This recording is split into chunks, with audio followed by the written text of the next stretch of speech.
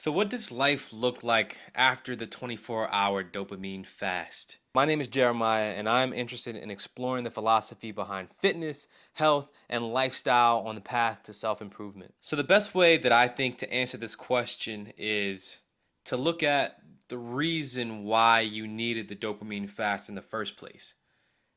So, personally, my reason for needing the dopamine fast was the fact that the quest for cheap dopamine sources, for escapes, had completely taken over all of my time and my mental bandwidth. Like if you looked at my cell phone screen time, it was ridiculous. There was points, and this is bad. There's points where it got up to like 16 hours because I had to listen to YouTube as I fell asleep and stayed asleep throughout the entire night. So pretty much almost my entire day was filled with cheap dopamine. It once I stopped doing the YouTube all night thing, then it dropped down to like 10 hours a day, and then slowly but surely it's gotten better and better over time, but it still has had lingered in my life as a way to escape. And that's escaping a lot of things such as um, when you're sitting at a red light or a stop sign and you have nothing to do, nothing to think about, or when a conversation stalls, or waiting for a pan to heat up, or through periods of mental exertion like at work, all that stuff caused me to go straight to cheap dopamine. There's something about that low effort stimulation that just feels really good when you're trying to do something difficult. So when I ask myself, what do I need to do post the dopamine fast without the usage of cheap dopamine for my entire day, the answer becomes clear. So if I'm struggling to have continuous conversations, then it seems like the what I should do is disable my phone in social situations. Or if it seems like I'm having a hard time sitting in silence and actually thinking, then I should probably just leave my phone in my bedroom until all of the work's done, or leave it at home when I go on walks with my dog, just so that I actually am forcing myself to take time and think and use the silence to create new thoughts. When it comes to getting work done, then I should probably set some pretty harsh restrictions against myself, saying that I'm not going to use the phone no matter what until all of the work gets done. All right, so you can take breaks, you can breathe, you can meditate, you can do whatever you want, but there's no phone use until after the work gets done. And in doing this, you should probably set some standards so that you don't have to resist temptation every single day by having it right next to you, by, like I said before, having it in the bedroom or turning it off or putting it in the car, something that's gonna not make it so easy for you to break your own rules. So the thing with the dopamine fast is that there really is no magic cure to your phone addiction and your problems. The fast is just fully revealing them to you.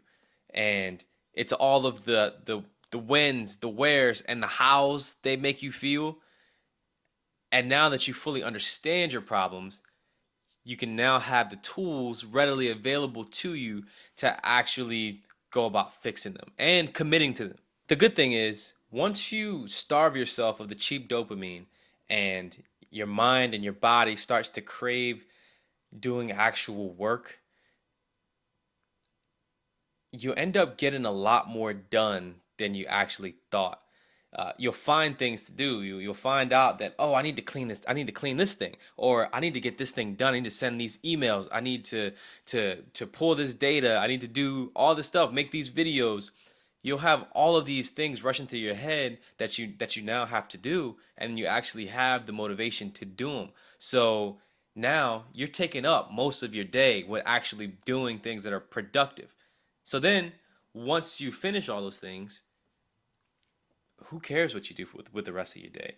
You're probably going to be so tired that you actually want to take some real rest. But if you still have some energy and you want to take a bit of time for some leisure, a little bit of time to play video games, or a little bit of time to look on Instagram for a bit or watch some YouTube videos, then why not? You've already gotten everything done and you've earned that right within your own brain to sit down and take some rest. I don't think that we actually need to be living these absolutely draconian lifestyles where they tell you that, oh, you need to be working 24 hours a day. We don't sleep. Oh, you telling me you don't go to bed at 12 a.m. and wake up at 3 to start working immediately? I don't think that's possible, and I don't think that's, I mean, I guess it is possible, but I don't honestly think it's a practical way to live. I think that we as humans deserve to enjoy the life that we have. And I think when we get things done, we do feel more fulfilled. But I also think that there is time in our lives for hobbies and leisure. I don't think that leisure is inherently bad. I think it's the greed in which we take our leisure. That greed has taken away all of our ambition, and it's stopping us from getting the things done that we already know that we need to get done. So get the work done, and then you can. It's always work before play. I believe, because if you play before you work, you're gonna lose all your motivation for the rest of the day, and you're gonna want more the next day. You're gonna want more the next day. So, I think I think having a balance between starting your day off strong, using that starvation of your dopamine receptors. Your body wants to get something done productive. It desires it. It's evolutionary, honestly. It wants to get something done, so get the things done that you know you need to get done.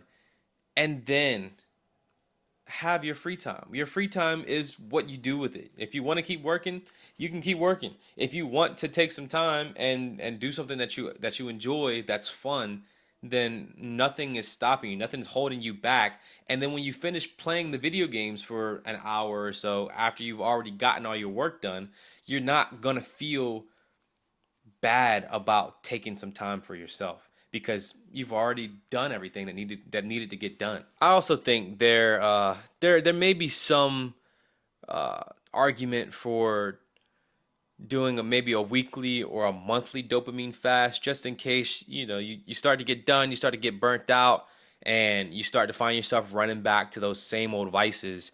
I definitely think that this could be something that you do on, that you schedule out. Say you did one in the first of this month, and you're gonna do one in the first of next month to get yourself started with that month, so that your mind is fresh and you're ready to work on something important again. Well, that's pretty much it. That's how I'm going to structure my life after dopamine fasting. That's the conclusion I've kind of come to, that I get the work done, and then I have a bit of leisure after to do whatever I want with. And so yeah, that's the end of the Take Your Life Back series. Let me know if you got any value out of this by liking the video. If you want to see what else I got coming, you can also subscribe. And yeah, more videos coming soon. But for now, I'm out.